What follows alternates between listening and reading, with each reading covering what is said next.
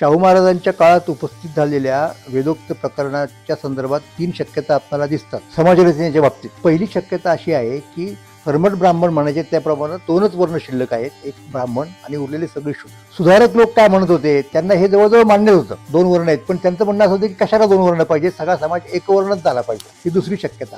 आता तिसरी शक्यता इतिहासाचार्य राजवाडे व्यक्त करतात की ज्या अर्थी शाहू महाराज ब्राह्मणांकडे क्षत्रियत्वाचा हक्क मागतात त्या अर्थी त्यांना ब्राह्मण वर्ण मान्य आहे, क्षत्रिय वर्ण मान्य आहे आणि अर्थात काही लोक शूद्र आहेत हे मान्यच असणार. म्हणजे 3 वर्ण झाले. आता वैदिक समाजरचना जर करायची असेल तर फक्त एक वर्ण राहतो, तो वैश्य वर्ण आपल्याकडे फारसा नाही, त्याला इतर प्रांताचा आणून इथे वाचवा. म्हणजे काय होईल की महाराष्ट्रामध्ये परत एकदा चातुर्वर्ण व्यवस्थेची पुनःस्थापना होते आणि हे शाहू महाराज करतात असं राजवाड्यांचं परसेप्शन आहे.